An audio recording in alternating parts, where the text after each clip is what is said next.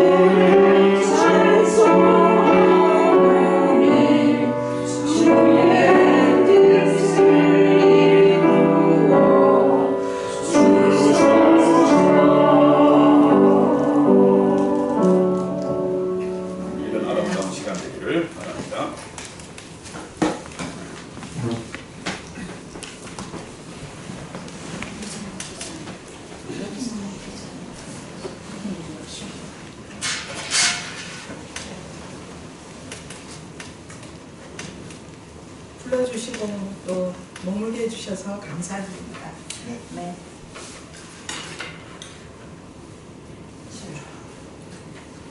오늘 함께 나누고 은혜 받을 말씀은 시편 147편에 있습니다.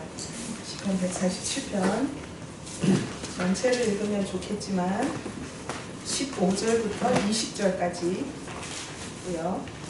네. 시편 147편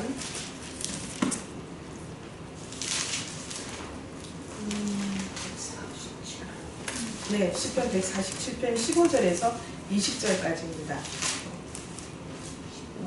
우리가 가진 그 한글 성경도 각각 좀 버전이 달라서 그냥 한 목소리로 같이 읽으실까요? 15절부터 네.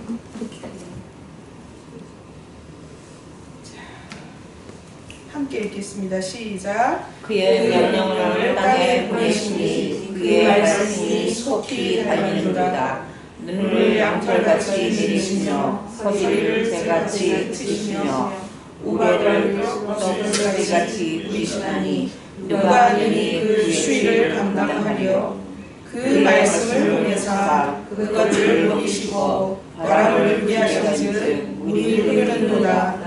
저가 그 말씀을 야곱에게 보이시며 그의 율례와 규례를 이스라엘에게 보이시는도다.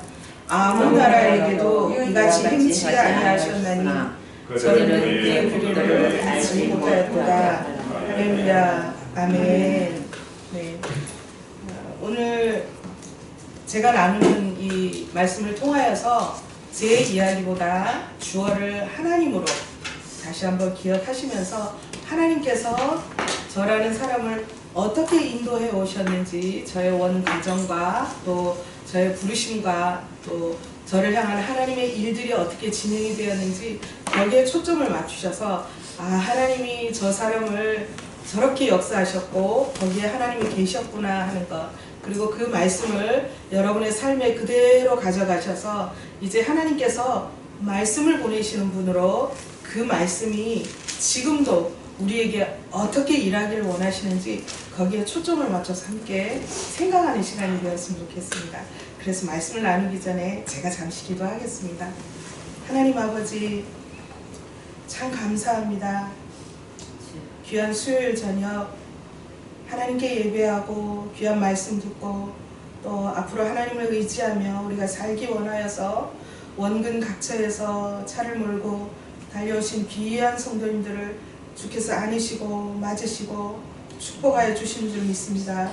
이분들이 말씀을 붙들고 살아가는 동안 이 아틀란타에서 하나님이 원하시는 뜻이 무엇인지 또 하나님의 그 아름다우심과 우리가 놓쳐버렸던 것들을 다시 찾을 수 있는 귀한 시간 될 수 있도록 성령 하나님 다시 한번 역사하여 주시옵소서. 세우신 교회와 아가페 선교와 또 이 일들을 위해서 늘 불철주야 수고하고 애쓰시는 강진구 목사님과 사모님에게도 은혜를 베풀어 주시고 스라의 두 자녀도 하나님 안에서 선한 사람들을 만날 뿐만 아니라 일이 뜻대로 되지 않을 때에도 하나님이 우리에게 허락하신 이 땅에서 또 그 섭리를 깨달아가며 능력 있는 삶을 살 수 있도록 세상이 감당치 못하는 믿음의 사람이 될 수 있도록 주여 강건케 붙들어 주시옵소서.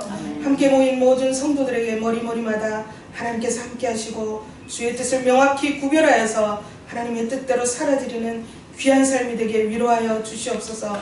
감사드리며 다시 오겠다고 약속하신 예수님의 이름으로 기도드립니다. 아멘.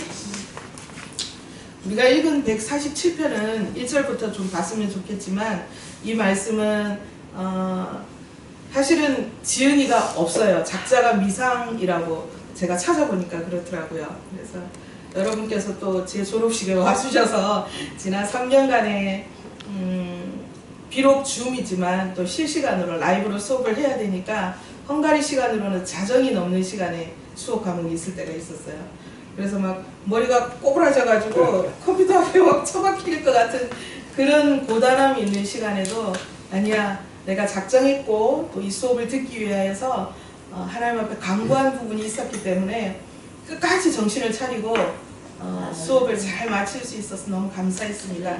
그래서 가족이 오지 못했지만 아가페 선교교회 또 강지훈 목사님과 우리 사모님 또 따님이 또 특별 연주를 해주셔가지고 저는 가족을 얻은 느낌으로 해서 그냥 턱을 치켜들고 혼자였지만 또 참 감사한 시간과 감격의 시간으로 또 목사님들이 안수해 주시는데 그렇게 눈물이 날 수가 없더라고요. 이 말씀은 작자 미상이지만 그 시기가 목사님 틀려도 혼내지 마시니까 포로 생활을 했던 이스라엘 백성들이 바벨론에서 이제 귀환 후에 그 시기에 이 시편 작자가 시를 지었다고 합니다. 그래서 내용을 보시면은 굉장히 좀 혼란스럽고 마음이 상해 있고 또 가난하고 여기에 겸손하다는 뜻을 제가 찾아보니까요, 제가 참 좋아하는 구절이더라고요.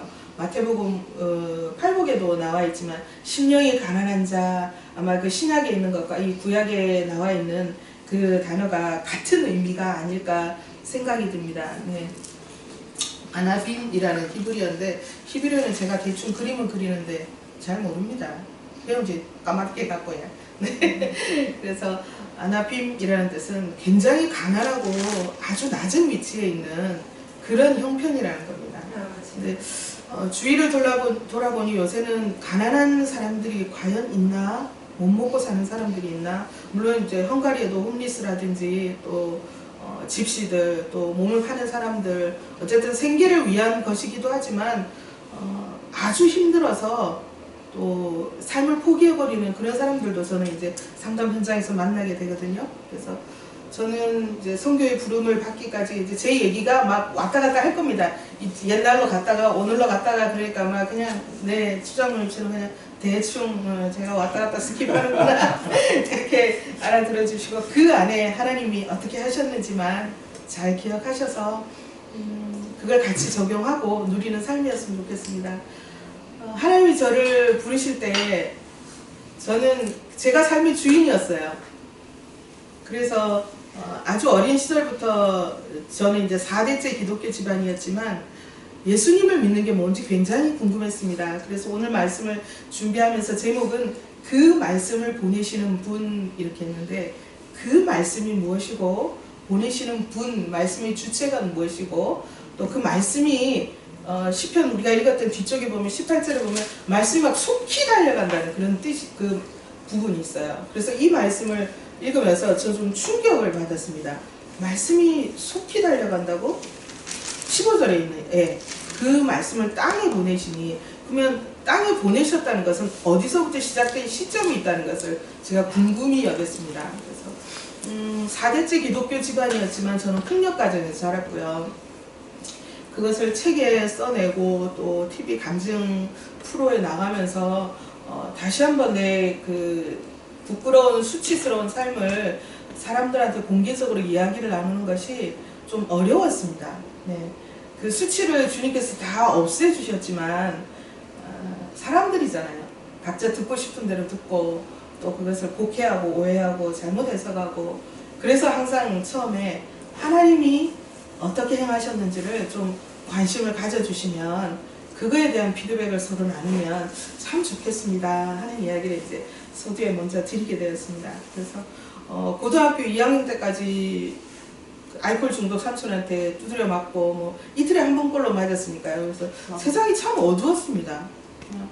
뭐 이런 삶을 살아서 뭐하나 싶었고 그래도 주일마다 교회는 꼭꼭 갔었어요. 할머니가 이제 늘 우리 할머니 친할머니가 신앙이 좋으셨고 친할머니 어머님 그러니까 저한테 상할머님이셨죠. 네. 상할머님이 가끔 오시면 늘 이렇게 이제 머리를 흔드시는 것도 유전이시더라고요.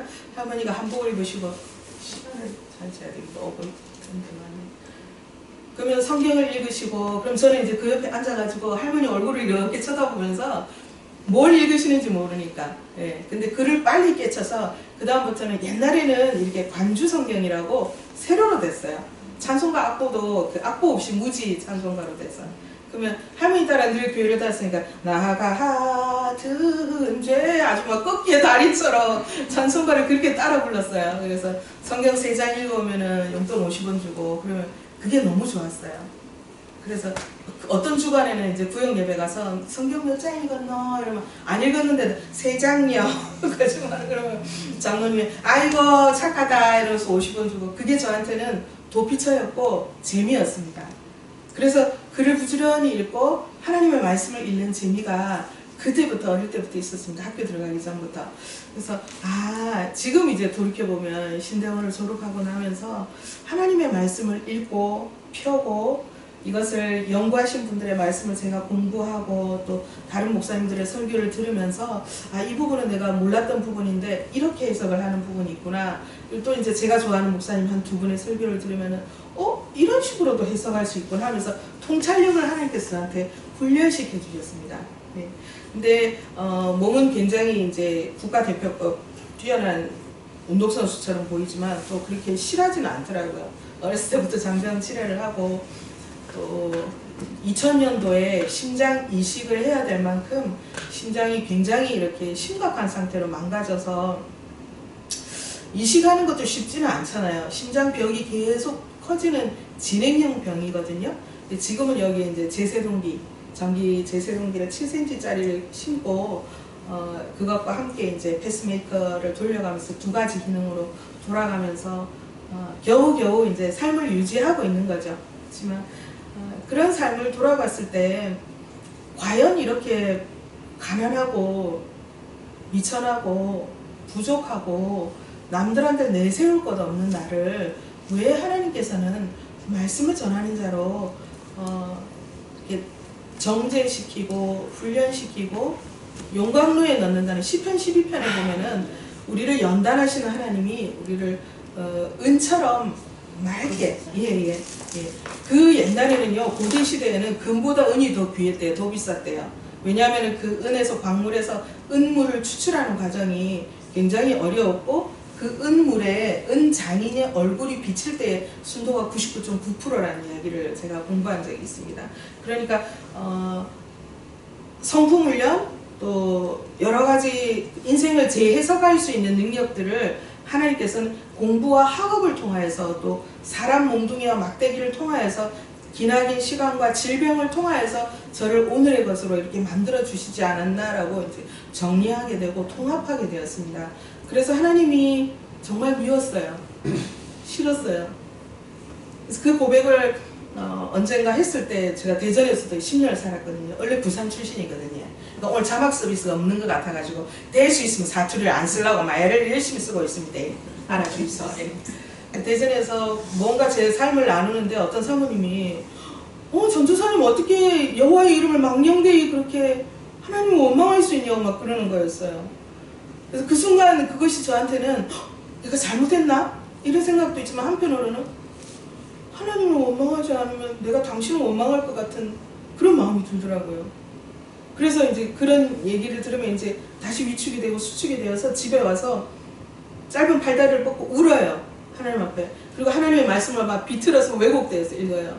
하나님은 우리 전능하신 분이고 뭐 여호와의 팔은 길어서 이사야 말씀을 막 꼬는 거예요. 베베 꼬아가지고 하나님 팔이 짧아서 내까지는 안 오는가 보다 막 이러면서 막 울고. 그런데 그럴 때 하나님께서 저를 기다려주시고 얼마나 인내하셨는지를 이제 말씀 공부를 통하여서 깨닫기 시작했습니다.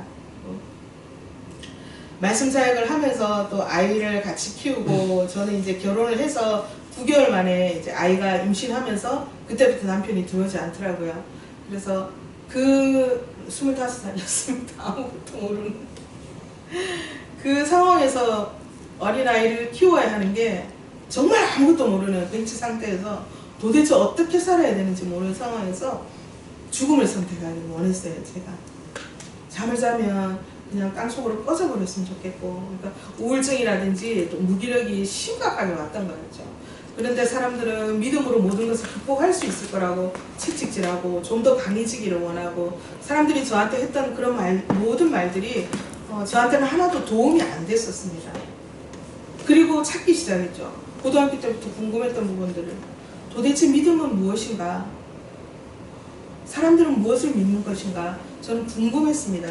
그래서 오늘 시편 147편 15절 20절 읽으면서 그 말씀을 보내시는 분, 말씀을 땅에 보내시는데 땅에서 속히 달려간다는 그 말씀이 우리 집안에 도착해서 우리 집안을 변화시키고 할머니로 하여금 기도하게 하시고, 또 그 할머니가 저를 데리고 예배 초소마다 다니고, 그렇게 하면서 저한테 믿음이 들어와서 그 폭력 가정에 자라면서 제가 살 수 있도록 하나님께서 그 모든 가정에서 비록 맞고 크고 또 어려움이 있었지만 오직 하나님이 누구신지 찾는 그 과정 속에, 기나긴 세월 속에 저한테는, 하나님께는 짧을 수도 있어요. 또 저도 돌아보면 20, 30년이 참 짧다 이렇게 생각될 수 있지만, 그 긴 시간 동안 몸부림치고 부르고 하나님의 손 안에서 정결하게 되기 위해서 저를 다루시는 것들을 생각할 때 이제 두 번째 책을 내려고 원고를 다 썼는데, 하나님은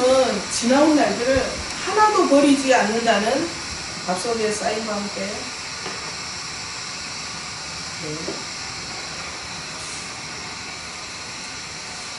그래서 하나님이 우리 가정에 말씀을 보내셨는데 어떤 일이 일어나는지를 제가 좀 정리를 해봤어요. 그래서 믿음이 어디 있는지를 찾기 시작했는데, 성경에 보면은 예수님께서 제자들과 함께 배에 올랐을 때 막 광풍이 일고 한번 난리가 났잖아요.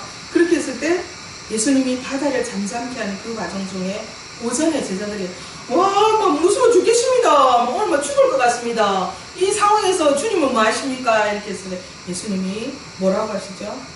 너희 믿음이 어디에 있느냐? 이렇게 묻으십니다. 어디에 있느냐?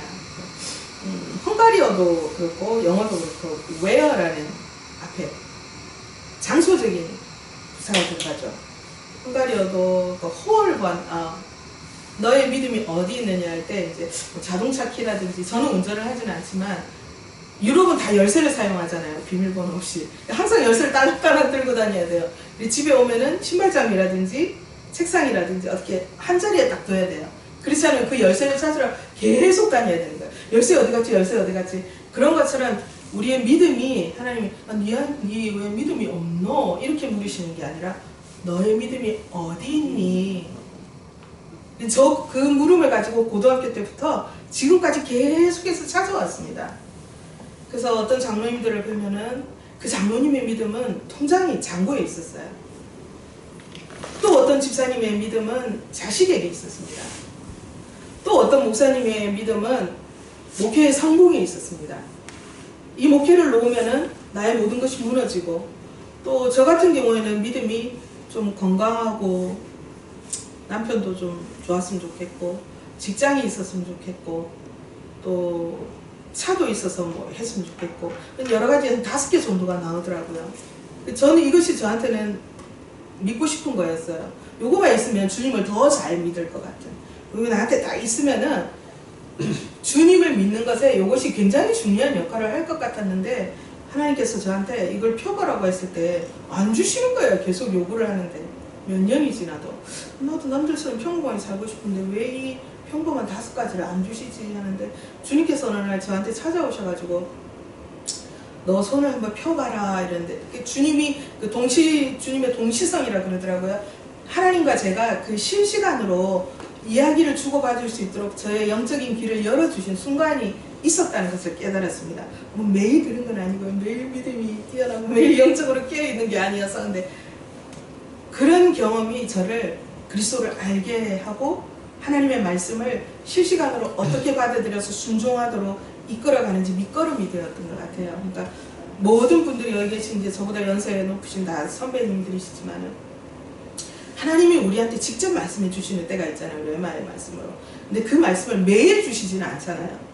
그 말씀을 이렇게 가끔 주시고 꿈을 통하여서 어떤 사건을 통해서 우리가 해석하고 통찰해내고 인사이트를 얻고 그러잖아요. 근데 우리한테 늘 있는 이 말씀, 종이 말씀도 있지만 그 들려주는 말씀, 또 설교 말씀 이런 것을 통하여서 하나님과 우리 사이의 관계성, 정체성이 확립된 가운데서 제가 하나님을 찾아가기 시작했던 것이었습니다. 그래서 손을 펴봐라 이렇게 했는데 손을 딱 폈더니 이건 내 손이죠.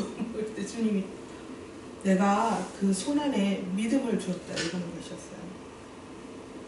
그러면 다 해결된 것이었죠. 근데 저는 그것보다는 믿음이 밥 먹여주냐고 이제 덤볐던 거죠. 손을 하늘을 향하여서 그렇게 해서 굉장히 하나님께 참 무례한 행동이었지만 그 모든 것들이 다른 사람의 상처와 아픔과 한이 얼마나 깊은지를 이해할 수 있는 단계였음을 하나님께서 가르쳐 주셨습니다. 그래서 너희 믿음이 어디 있느냐 했을 때 나의 믿음이 예수 그리스도의 십자가에 있음을 계속해서 찾고 그것을 붙들었을 때에 어떤 시련이 오고 어디에 빠지고 어떤 변수가 생겨도 나를 붙드시는 그 하나님이 계시다는 그것이 나한테는 안전함이었고 또 흔들리는 상황에서도 평안할 수 있다는 것을 이제 조금 깨닫기 시작했습니다. 그래서 너희 믿음이 어디 있느냐 이것을 깨닫게 해주신 것은 말씀을 보내신 하나님의 은혜였고 그 하나님의 열심이었다는 것을 같이 말씀을 나누게 되는 것입니다. 그래서 믿음의 위치, 그 믿음의 실체, 그 믿음이 현실에서 드러날 수 있도록 예수 믿지 않는 사람들이 저를 봤을 때 헝가리에서도 헝가리인들이 뭐 다문화 가정이든 한인들을 이제 상담을 하면서 저 여자가 뭐 몸에 기계도 심었다 그러고 남편도 없다 그러는데 무슨 배짱으로 살아가는지 궁금해할 거 아닙니까, 그죠? 그 궁금해하는 질문을 탁 잡아서 그것이 저한테는 전도의 도구가 되는 것입니다. 그래서 제 삶이 좀 숨기고 싶고 부끄럽지만 좀 돈도 많고 뒤에 배경도 좋고 차도 좀 더 몇 대 되고 뭐 그러면은 사람들이 거기에 가려져서 또 저의 모난 모습도 감춰줄 수 있겠지만 그냥 저는 저 그대로 다 노출시키고 이렇게 할 때에 상처 입은 사람들이 저한테 다가와서 자신의 상처를 드러낼 용기가 생겼다고 말을 하더라고요. 그래서 저는 제 이야기를 나눌 때에 내 이야기가 그리스도의 이야기로 이렇게 딱 교체될 수 있도록 그 중간자 역할을 하는 것으로 인해서 틈새 선교라는 이름을 붙여서 나오미의 틈새 선교 이야기 그렇게 해서 이름을 붙여서 사역을 지금 13년째 하고 있습니다. 이제 13년 들어서고 있습니다. 그래서 주님이 찾으시는 믿음, 나중에 마지막에도 주님이 믿음을 찾으시겠죠. 그죠? 그리고 그가 말씀을 보내셨는데 그 말씀이 저한테 어떤 역할을 했냐면은 그리스도를 배우는 역할을 하도록 해주셨습니다. 에베소서에 보면은 4장 20절에 이런 말씀이 있더라고요.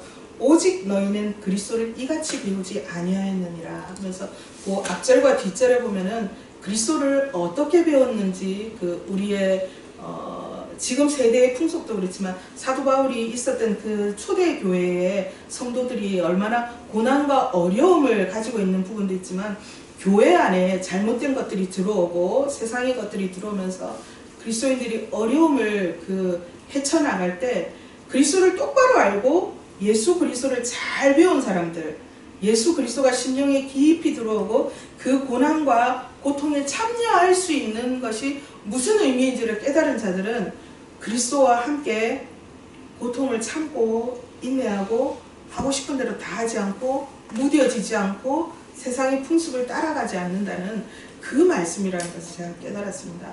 그래서 그런 눈으로 사실은 첫 번째 있는 믿음이 어디 있느냐와 이것이 좀 같은 맥락입니다. 쭉 이제 믿음의 선배들을 보죠. 함께 믿는 믿음의 동력자들을 보죠. 제 동기들과 동시대를 살고 있는, 그리고 저한테는 딸이 하나 있지만 다음 세대를 봅니다. 이것이 쭉 연결이 되어서 사람들은 교회 다니는 사람을 보는 것이 아니라 그 사람이 예수를 어떻게 믿는지를, 예수가 뭔지 모르니까, 예수가 누군지 모르니까, 예수를 믿으면 어떤 일이 일어나는지를 잘 모르니까 교회를 비난하고 교회 다니는 사람들을 비난하는 것입니다. 그래서 헝가리에서도 이제 함께 예배하고 또 심령이 가난하고 아픈 자들을 불러서 뭐 밥도 해 먹이고 독서 치료도 하고 뭐 별거 다 해봤는데 다이렉트로 복음을 전하고 싶더라고요. 자매님, 뭐 김 선생님, 진짜 예수 믿어야 됩니다. 이 사람들이 아니 선생님 지금 말고야, 지금 아니고요. 나 언제? 그분들이 선택하는 것은 지옥으로 가는 것을 선택하는 것입니다. 하나님의 심판을 모르기 때문에. 그래서 주님의 말씀은 그들을 강권하여서, 강하게 권하여서, 권장하여서 그렇게 가면 안 돼, 그렇게 살면 안 돼 라는 말을 해야 되는데 잘 안 나오는 거예요. 목구멍까지. 나보다 더 잘 살고 있고 남편 돈 다 잘 벌고 있고 요새 많이 배우셨잖아요. 그죠? 다들 똑똑하고. 그런데 예수 그리스도를 전하는 게 목구멍까지 잘 안 나오는 거예요. 그래서 어떻게 해야 되는지를 하나님 앞에 많이 울고 고민을 했습니다. 그런 가운데 저를 통하여서 예수를 믿게 되었다는 사람들의 소식이 저한테 격려가 되기 시작하면서 막 숫자를 늘리려고 하는 것이 아니라 그냥 나답게 예수를 전하자. 그래서 내가 배운 예수 그리스도를 그 사람들 한 사람 한 사람 맞춤형으로 그들의 아픔을 듣고 예수를 믿건 안 믿건 같이 기도하고 항상 식사 기도를 합니다. 그리고 예수를 믿든 믿지 않든 우리 집에 오면은 꼭 기도를 시켜요. 그러면 뭐 몸을 베베 막 꼬는 사람도 있고 또 예수님을 믿지만 헝가리에서 고단하고 팍팍한 삶을 살면서 교회를 다니지 않는 지 오래된 사람들이 선교사님, 선생님, 제가요? 기도하라고요? 기도 어떻게 할지 모르는데요? 이러다가 그러면 제가 한번 해볼게요 하는 그 사람은 옳다구나 하고 제가 놨습니다. 그러면 오랜만에 기도하는 사람들은 자기가 식사기도 해놓고 자기가 울더라고요. 하나님이 얼마나 당신 얘기를 듣고 싶으셨는지 아세요? 그래서 기도는 그래서 쌍방이래요. 당신이 오늘 지금 이렇게 짧게 얘기한 그 얘기를 하나님도 들으시고 또 선생님도 하나님의 얘기를 들으실 수 있는 그 통로의 문이 열린 것입니다. 제가 그렇게 얘기하면서 이제 복음을 전하죠. 그래서 나오미의 틈새 선교를 하면서 나오미의 식탁 이런 식으로 해서 또 하나의 이제 카테고리를 만들어서 또 글을 또 하나 써놓은 게 있거든요. 그러면은 제가 먹고 싶은 것을 만들어냅니다. 뭐 수제비를 하든 뭐 명이나물이 많잖아요, 유럽은. 예, 명이나물 전을 하든지 찌개를 하든지 그런 식으로 해서 제가 할 수 있는 모든 음식들을 해서 사람들을 먹이고 그들의 심령을 기경하고 그들 안에 예수 그리스도를 한 번이라도 들을 수 있으면은 하나님께서 그들이 구원받으면 천국도 좋고 천국도 잔치가 되겠지만 저한테 더 좋을 것 같더라고요. 하나님 앞에 전에 쓸모없어서 내 삶을 포기하고 싶었고 버리고 싶은 삶이었지만 주님께서 말씀을 보내셨기 때문에 그 말씀은 요한복음 1장 14절에 보면은 그 말씀이 누구세요? 사람으로는 말씀은 예수 그리스도잖아요. 그죠? 그 말씀은 시기적으로 언제부터 있었습니까? 말씀이 맞습니다. 네, 여러분 다 하산하셔도 되겠습니다. 그 말씀의 존재가 태초부터 지금까지 쉬지 않고 달려가신다고 표현을 하고 있어요. 그 달려가는 말씀 속에 우리도 주 말씀을 향하여 달려갈 수 있는 그런 마음을 저한테 주신 것을 이제 자꾸 깨닫게 됩니다. 그래서 심장이 안 좋으니까 될 수 있으면 천천히 걷고 무거운 것도 들면 안 되고 뭐 골프도 치지 마라 그러고 그냥 뭐 환자분 네 하고 싶은 대로 하고 사세요 이러더라고요. 심장 이식이 이제 어려운 상태니까 뭐 어떻게 하라는 거야. 근데 어느 날 이제 또 담낭에 돌이 있어서 또 입원을 하고 또 이렇게 몸이 별로 안 좋으니까 폐렴도 가끔씩 하더라고요. 그러면 각혈을 하고 막 이런 상황이 오면 와 이렇게 있는데 빨리 데리고 가시면 안 돼요? 죄송합니다 어르신들 빨리 가면 안 되나? 이런 생각을 하는데 매번 아직까지 살려두시는 이유 그리고 TV를 보거나 저보다 더 힘들어하는 신체적으로 고통을 겪거나 장애인들 또 옛날에 우리 8, 90년대 송명희 시인이라고 뇌성마비 그 작가가 있었잖아요. 곡을 써내고 예수 그 이름 뭐 나 가진 재물 없으나 그런 수천 곡의 가사를 써낸 그분의 신앙 간증을 들으면 하나님이 하나도 버릴 것이 없다는 거. 하나님이 선택하신 사람은 하나님이 말씀을 주신 그 사람은 하나도 버릴 것이 없고 그의 아픔과 그가 겪는 고난과 그가 흘린 눈물도 다 모아서 주님이 우리의 기도로 사용하신다는 것을 저는 깨닫게 되었습니다. 네, 세 번째로는 그가 말씀을 보내셨을 때 어떤 성장이 있을까요? 저는 계시록 3장 20절을 헝가리에 떠나오는 이제 그 달인가 그 주간에 제가 출석하던 교회는 그 새벽마다 찬양대를 돌립니다. 매일요, 교구별로. 그래서 어느 날은 이제 우리 교구에 지휘자가 아는 거였어요. 그래서 전사님 지휘자가 뭐 못 들은지 알았어. 빨리 전사님이 지휘를 해 이러더라고요. 그래서 눈 꼭 떼고 멀떨결에 찬송가 대사를 너무 홍보해가지고 그거 가지고 이제 교구원들 모아가지고 새벽 찬양을 하고 다 이제 빠져나가고 예배도 끝나고 앉아있는데 계시록 3장 20절 말씀이 제 안에 깊이 찾아오시더라고요. 요한계시록 3장 20절을 우리 추장로님께서 한번 안경이 잘 비싼 안경이시면 네, 천천히 한번 읽어주시겠어요? 요한계시록 3장 20절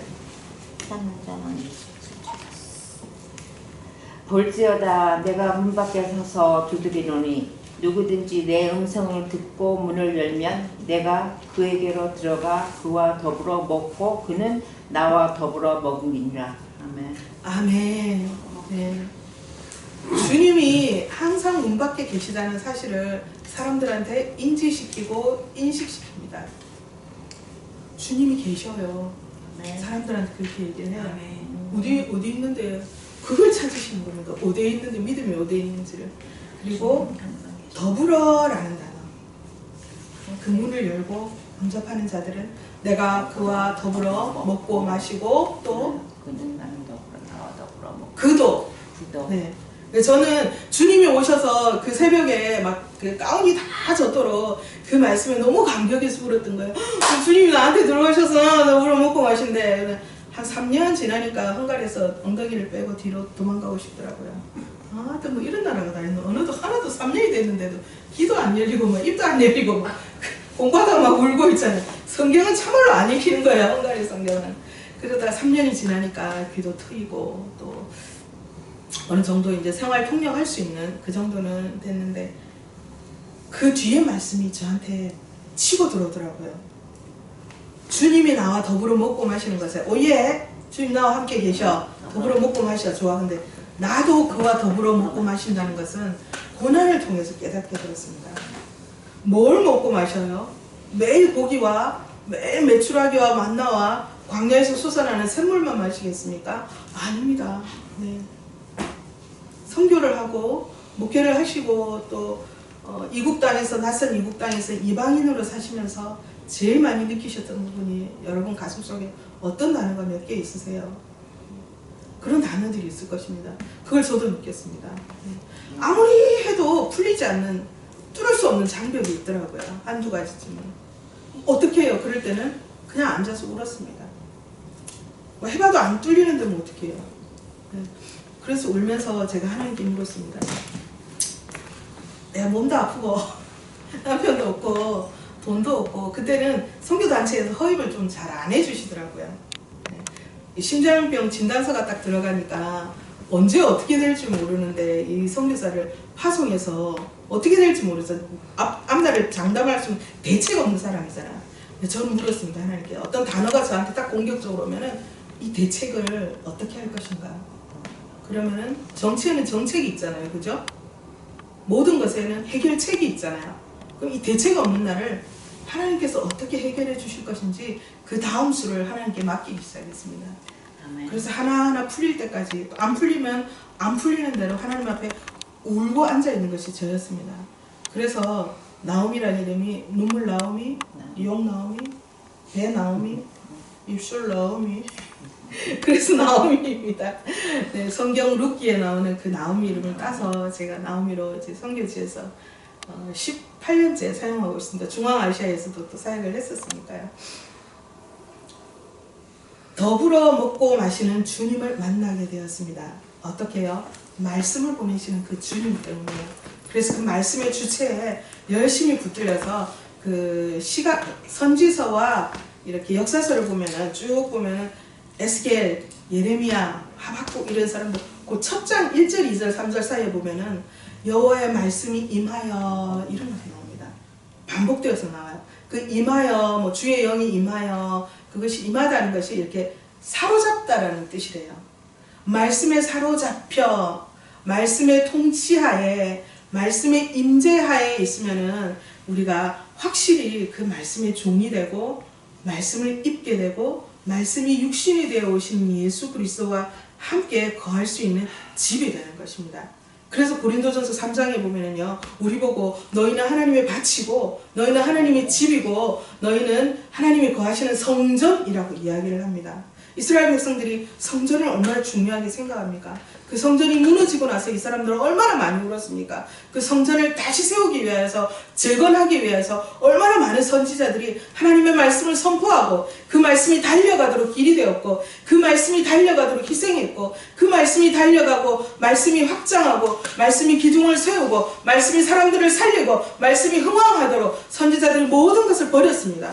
예레미야 선지자는 미친 짓도 했고요. 그죠? 네, 결혼도 하지 마라 그랬고 또 누굽니까? 호세아 선지자입니까? 이상한 여자랑 결혼하라 그러고 하나님 왜 그러십니까? 네, 그런 적이 있었습니다. 그래서 우리는 이제 어떤 자입니까? 말씀을 가진 자, 새로운 피조물로 신분이 완전히 바뀌게 된 거죠. 우리의 모든 것들을 등기 이전을 하게 된 것입니다. 마지막으로 하나의 그 예화를 한번 나눠보겠습니다. 디모데후서 3장 16절 17절에 보면요, 모든 성경은 하나님의 감동으로 되어 있다고 그러죠. 그 모든 성경은 이제 옛날부터 내려오던 그 구약 성경 사본을 발견했을 때 스크립처로 해서 뭐라 그럽니까? 두루마리 있는 거고 두루마리로 된 그 모든 성경은 구약의 말씀들은 하나님의 감동이라 그러는데 제가 그 감동이라는 단어가 너무 궁금해서 몇 가지 이제 성경을 읽을 때 돈을 조금만 더 투자해갖고 종류별로 버전을 좀 갖다 놔고 있어. 영어 성경도 뭐 NIV부터 뭐 몇 가지 버전이 있잖아요. 그렇게 해놓으면은 그 해석해 놓은 부분들이 굉장히 재밌더라고요. 그래서 뭐 저는 헝가리어가 조금 더 헬라어 원어에 좀 가깝대요. 신약 성경 같은 경우에는 또 라틴어도 그 사람들이 옛날에 썼으니까요. 그래서 디모데후서 3장 16절은 모든 성경은 하나님의 감동으로 되었다 그러는데 어떤 버전에 보니까 그 감동이 하나님의 호흡이라는 단어를 썼더라고요. 우리가 숨을 내쉬면 들숨과 날숨을 하면은 안 좋은 것도 나온다 하니까 옛날에 우리가 팬데믹 때 얼마나 마스크를 쓰고 얼굴이 누군지 막 모를 정도로 살았는데 그 하나님의 입에서 나온 호흡에서 나온 그 감동은 우리를 제가 이제 첫머리 글자로 교책바이 교훈과 책망과 바르게 함과 의로 교육하기에 유익한 그 하나님의 말씀을 왜 이렇게 말씀을 주시냐면은 하나님의 사람으로 온전하게 하기 위해서. 네, 그 말씀이 얼마나 위로가 되었는지 모릅니다. 말씀 듣고 빨리 나가 그게 아니라 하나님의 말씀으로 인해서 우리가 그냥 온전하게 내가 너를 이렇게 지었고 내가 너를 이만큼 사랑해 내가 이렇게 아름다운 너를 지었고 또 너한테서 그런 나를 찬양하고 나와 함께 사귀기 위하여서 너를 지었는데 어디 보고 있니? 나한테 뭐라고 자꾸 얘기를 하는 거야? 제가 그걸 깨닫고 얼마나 회개했는지 모릅니다. 회개도 좀 늦게 했습니다. 30 넘어갔고요. 교회 전도사도 옛날에 20대 때 다 했는데 나는 회개할 게 없는 전도사였어요. 난 잘못한 게 없거든요. 맨날 두드려 맞고 크고 뭐 사기당하고 피해 있고 남편도 묵국이라면 결혼생활을 집 나가피고 내가 잘못한 게 뭐가 있는 건지 이랬었어요. 그런데 하나님의 말씀이 저한테 찾아보자. 콘센트 어디 갔노? 미국은 110이죠. 더 구멍이 작죠. 그 구멍으로 숨고 싶을 정도로 내 삶이 너무 부끄러운 거예요. 내 존재가 너무 부끄러웠던 거예요. 그래서 막 엎드려서 하나님 앞에 울면서 하나님 제가 뭐 할까요? 오늘부터 금식을 할까요? 이랬더니 하나님이 딱 저한테 딱 맞는 말씀으로 경상도 버전으로 또 뭐 할락 한다. 해석이 되세요? 박 집사님 해석이 되세요? 안 되시면 나중에 남으세요. 나머지 공부하시게. 또 뭐 할락한다. 엄마 평상시대로 일해하고 밥 먹어라. 그래서 그게 뭐냐면 너 자꾸 뭘 나한테 말하려고 하니? 다 알고 계신데. 하나님 이거 뭐 무슨 일을 해드리면 하나님 기쁠까요? 하나님 이런 일을 할까요? 제가 뭐 저런 일을 할까요? 그러니까 일을 통해서 증명하고 싶어하는 제 본성이 나왔던 거죠. 그래서 하나님이 우리를 가장 잘 아시는 하나님이 아니 그냥 평상시대로 네가 가장 편했으면 좋겠다. 아마 그 뜻으로 제가 해석을 찾은 게 그 뒤로 10몇 년이 지나서 그 뜻을 이해를 했습니다. 잘 잊어버리지 않죠. 한번 주님이 역사하신 꿈과 주님이 주셨던 말씀과 어떤 에피소드들은 잊혀지지가 않아요. 그런데 매일 똑같이 주시지는 않습니다. 그래서 하나님의 말씀을 우리한테 주신 거고 그래서 매주 성경 말씀을 설교 말씀을 듣는 거고 수요 예배도 하시는 거고 금요 기도도 하시는 거고 주일 말씀을 또 들어가는 거고 목사님들은 또 죽으라 하고 지난주에 했던 말씀 또 전하고 작년에 했던 거 또 전하시고 왜 그래야 됩니까?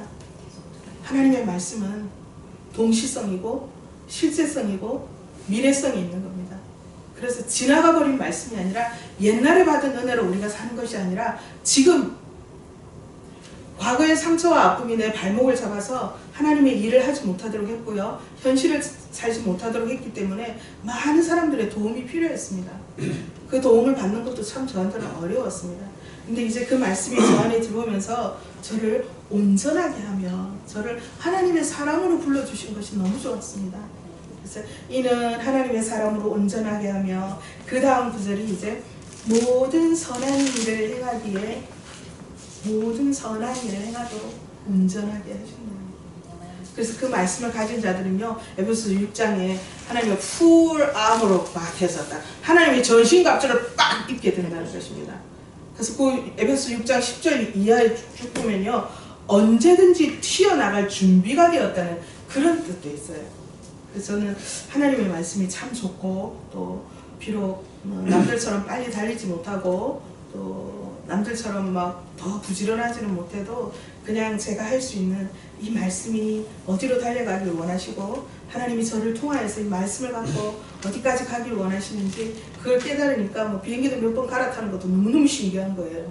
그 하나님의 광대하심과 위대하심을 우리가 읽지 않은 147편 1절부터 앞절에 하나님의 그 위대하심을 기억하고 너희들의 상처와 너희들이 깨어지고 힘들었던 것, 교회가 회복되지 못해서 안타까워했던 그 모든 것들을 내가 싸맬 것이다. 그래서 사람이 많은 것을 원하는 것이 아니라 하나님의 회복은 우리의 심령이 하나님의 말씀으로 가득 차기를 원하신다는 것을 이 시대에 정말 꼭 필요하다는 걸 깨달았습니다. 네, 진짜 마지막으로, 아까부터 마지막이라 그러지 소금 안 됩니다. 진짜 시간 너무 많이 써서 죄송합니다. 좀 오래됐어요. TV를 보는데 그 은행에 보면은 위조지폐 감별사가 있습니다. 혹시 아세요? 네. 퀴즈. 안 되겠다. 선물이 없어서 안 되겠다. 퀴즈는 아니고. 네. 위조지폐 감별사들이 무엇을 더 많이 연구할까요? 진폐를 더 많이 연구할까요? 위폐를 더 많이 연구할까요? 위폐를 더 많이 연구. 다른 의견 없으세요? 진짜를 가짜는 왜 목사님. 진짜를 그렇게 되는 거야. 가짜를 많이 봐야 가짜를 아는 줄 알았지. 우리 목사님 최고. 아니더라고요. 그 위폐 감별사가 하는 얘기를 진폐를 더 많이 본대요. 진폐를 찝고 입에도 대보고 씹어보고 물에도 담갔다가 불에 태웠다가 흔들었다가 어쩌다가 하면서 그 진폐가 가지고 있는 모든 감각들을 이 사람이 흡수를 하는 거예요. 지금은 컴퓨터라든지 뭐 여러 가지가 굉장히 너무너무 발달해 있기 때문에 더 구별할 수 없지만 그래서 더 진폐를 더 많이 연구한대요. 이해하셨죠? 이 정도면 이제 여러분들은 예. 어떻게 마무리를 지어야 되지 이제 아시겠죠? 네, 그래서 하나님의 말씀을 그 형식적으로 보지 말고 제 친구와 엄마가 제 친구도 이혼을 했거든요. 남편이 농약 사다 놓고 막 같이 죽자 이렇게 해가지고 그런데 결국에는 이제 갈라서서 이혼을 했는데 친정 어머니가 이제 늦게 권사님이 되셨어요. 근데 딸이 이혼한 딸이 있으니까 얼굴에 면이 안 서는 거예요. 그래서 딸이 사실 이 어머니를 모시고 살았죠. 근데 늘 집에서 24시간 기독교 방송을 틀어놓고 이 딸이 먼 강남까지 출퇴근해서 집이 일산이었거든요. 그러면 왕복 서너 시간을 소요를 했어요. 그럼 갔다 오면은 가기 전에 아침에 잔소리하고 갔다 오면 잔소리하고 그래서 어느 날 그 친구가 이렇게 얘기를 했대요. 저한테 이제 한소리 나기를 엄마! 2개 중에 하나만 하세요. 기독교 방송을 듣지 말든지 나한테 잔소리를 저주를 하지 말든지. 그래서 저한테 막 우는 거예요, 이 친구가. 제가 어머니의 이제 첫 딸이 출근하다가 아침에 교통사고로 횡사했거든요. 그때 이제 제가 찾아가서 밤을 좀 지새주고 또 그 어머니가 남편한테 이제 폭력으로 시달리다가 주소를 이전하지 않고 왜냐면 그 뭐라 그럽니까 전입신고하고 이전할 때마다 남편이 그 주소를 보고 찾아온 곳이었어요. 찾아와서 또 두드려 패고 또 두드려 패고 사남매인데 그러니까 어느 순간부터는 주소를 이전하지 않고 그냥 살았던 거였어요.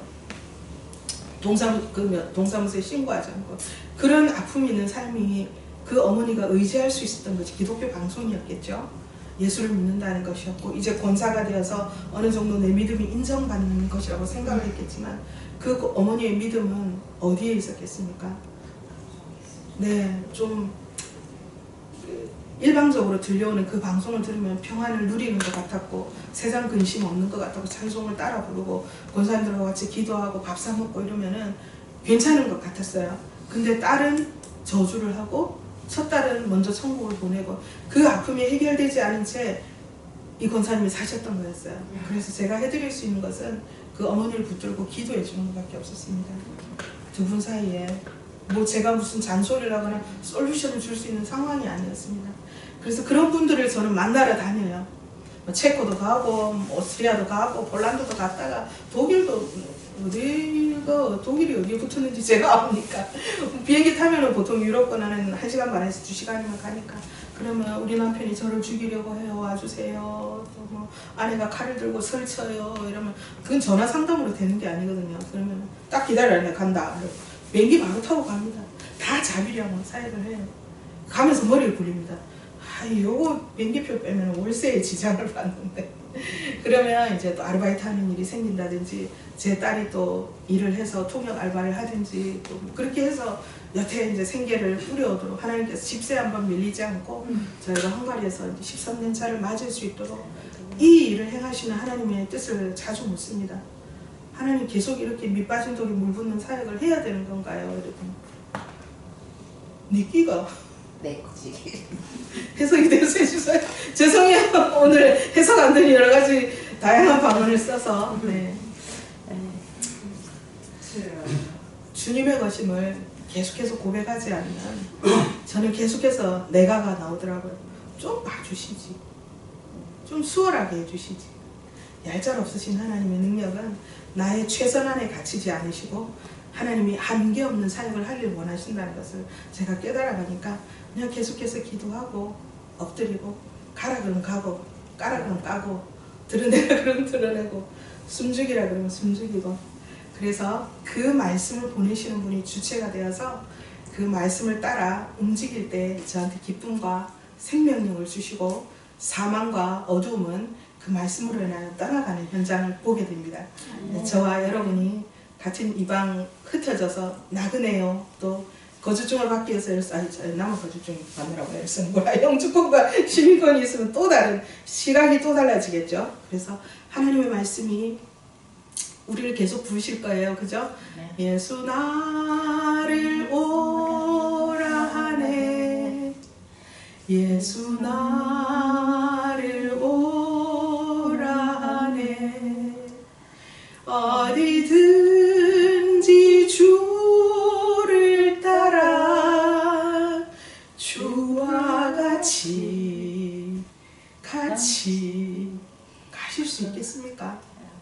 주님이 손짓하는 곳은요 쉬운 곳이 아닙니다.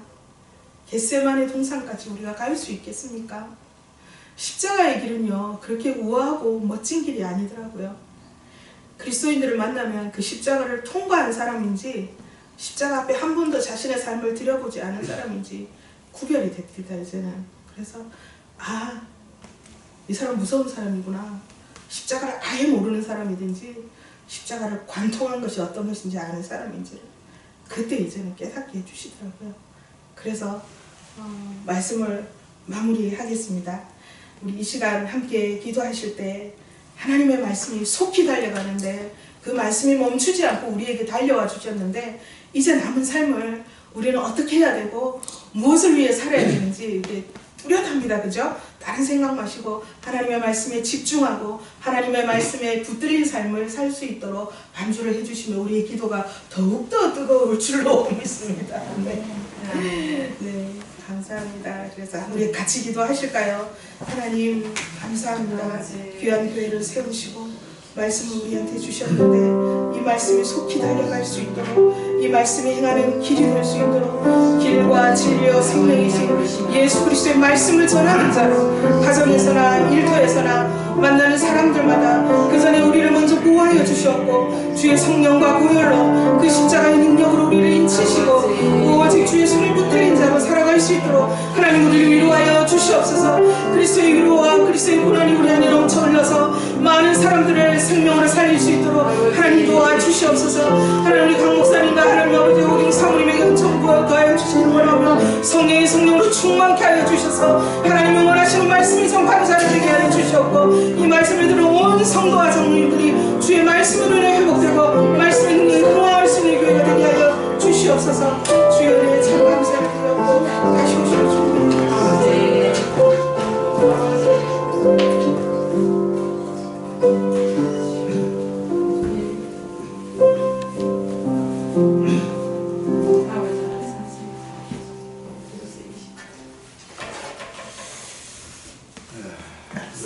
수고하셨습니다. 정말로 모처럼 우리 원장님께 선교사님 오셔서 귀한 말씀 전해 주셔서 감사드리고 우리 찬송하고 기도 마칩시다. 529장 온유한 주님의 음성. 주님이 우리에게 말씀하시는데 이 말씀을 우리 마음가운데 모셔야 합니다. 피하지 말고 도망하지 말고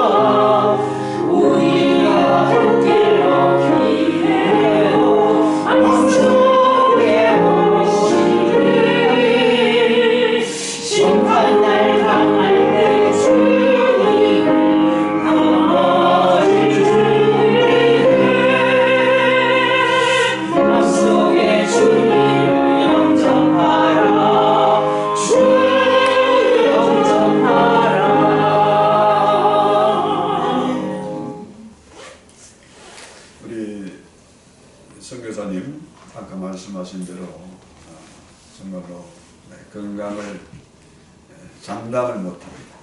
내일 어떤 일이 벌어질지 모르지만 13년째 그곳에서 살고 계십니다. 선교사님께서 한번 기도해 주시고, 무엇보다도 문제는 우리입니다. 우리가 언제나 주님의 말씀을 샘의 음성을 들을 수 있도록 잠깐 기도합시다. 하나님, 우리 아버지, 특별히 선교사님 주의 말씀으로 건너하시고 붙잡아주시고 눈동자같이 아프시는 그 손길을 통하여 말씀으로 보여 그 고역을 전해가시고 사람을 연결시켜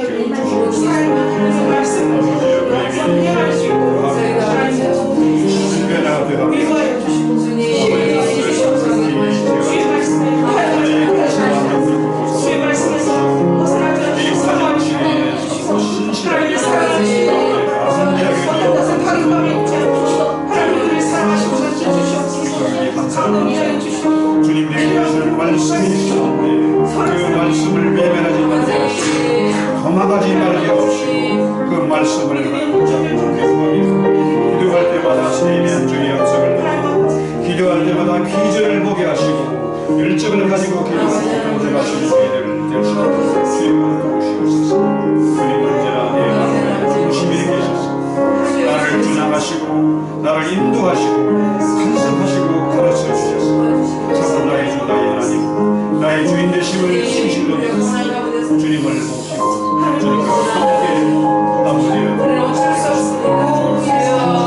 가는 곳곳마다 주의 영광이 드러나게 되시고 많은 과실을 얻게 하시고 하나님의 영광이